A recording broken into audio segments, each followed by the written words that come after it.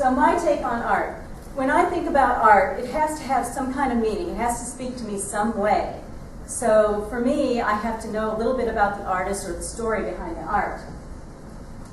This is a work of art by Diego Rivera for the Rockefeller Center. He was commissioned by the Rockefellers to paint this mural, and when he was near completion, the Rockefellers gave him his commission and covered it with a curtain. They later painted over it because Diego Rivera, who was a communist, included linen in the painting. Now, to me, I don't care for Diego Rivera's work so much, but it means a lot to me that he was willing to take a risk and get in trouble for standing up for what he believed in. I once got in trouble for putting this up in the student art gallery. Obviously, this is not an appropriate work of art for school, but if you think about the meaning behind the work of art, it does have relevancy to school. The artist is a student artist, Kenneth Smith, and he believes that women are the creators of life and that our society today is so dependent on technology that we can't live without it, so it becomes a part of us. So he did a series of works of art where women are part technology. Back to Diego Rivera. This is a painting, a detail from Sunday Afternoon. And in it, Diego paints himself as a boy with his famous wife behind him, Frida Kahlo.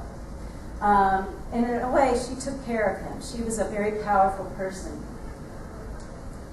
Frida Kahlo never intended on being an artist, but when she was 19 years old, she was riding a bus that was hit by a tram, and a steel handrail went through her abdomen. She suffered a triple fracture to the spine, fractured collarbone, fractures to the 3rd and 4th ribs, dislocated left shoulder, triple fracture to the pelvis, perforated abdomen and vagina, 11 fractures to the right leg, and dislocation of the right foot. One of my students once said that she is a whiner. I don't think that this constitutes being a whiner. I think that she suffered real pain. The one thing that she wanted most in life was to carry Diego Rivera's baby. However, her body was so broken she couldn't carry a baby and had 3 miscarriages.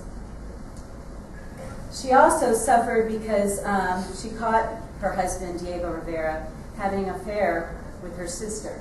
So she had a really painful life. That kind of torment, to be able to expose yourself on canvas, really has a lot of meaning to me. I am no stranger to pain. I don't have the kind of pain that Frida Kahlo had, but this is my son, Daniel, who's 9.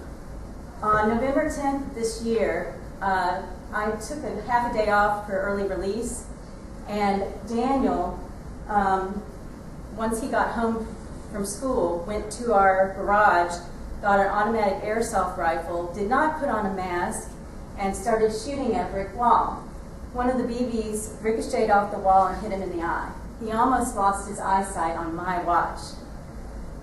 I created this work of art after that incident. I like the work of art, but it's hard for me to look at because it has a lot of pain for me. I gave it to his eye specialist that over a month's time took care of him. This is a work of art by Mark Rothko.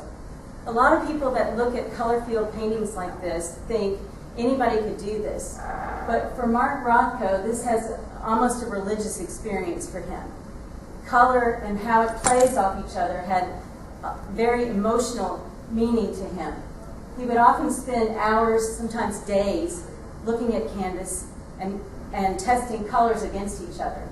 There are some scholars that believe that he does the 3 bands of color because it means body, mind, and spirit. In the 70s, he was commissioned to do a work of art for a Catholic church that the Manils were going to sponsor. He did 18 panels of pure black, and afterwards he committed suicide. So this, speaks to me in some levels. If you ever get a chance to go to the Rothko Chapel, it's really a moving experience. It's a very solemn but pensive place, a place where you can think. This is a work of art by Rodin. It's called The Thinker. A lot of you recognize this.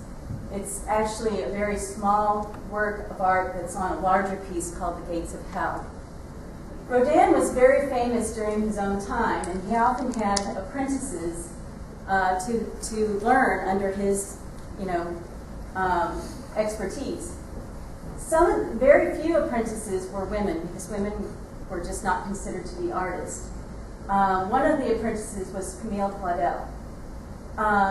Often with Rodin, when he had apprentices creating artwork under him, he would sign his name to their artwork because he felt that his expertise was coming through in their works of art. And Camille Claudel wouldn't stand for this. She created lots of works of art, but she would not allow him to sign his name to her artwork. They became romantically involved, and she fought him every bit of the way about standing up for her artwork. He eventually had her committed, where she spent the rest of her life in a mental institution.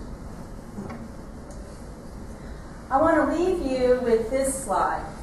This is a work of art that was featured in National Geographic last month.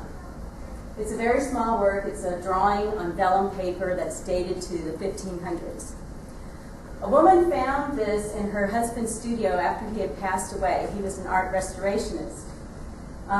She sold off the things that were in his studio, and this went on auction at Christie's for $21,000.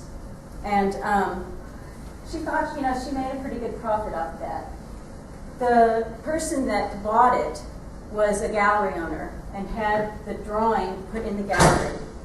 A man walked by and saw this drawing and was kind of fascinated by it and ended up buying it for about $21,000. Later on, he just couldn't leave this image out of his mind, and he was thinking, there's something about this that's very familiar. So he got in touch with some Da Vinci scholars, and they all agreed that it could be a Leonardo da Vinci.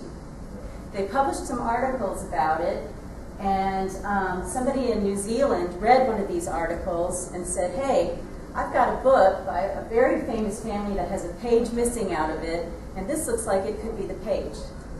So they flew to New Zealand, they took this picture and fit it in the book. It's a perfect match, has the same dating. Da Vinci was a painter for this family, so now they're thinking that this painting that's probably a Da Vinci is worth $100 million. So that leads me to say, is it any more beautiful knowing that it's a Da Vinci than when it wasn't a Da Vinci? Beauty is in the eye of the beholder. Thank you.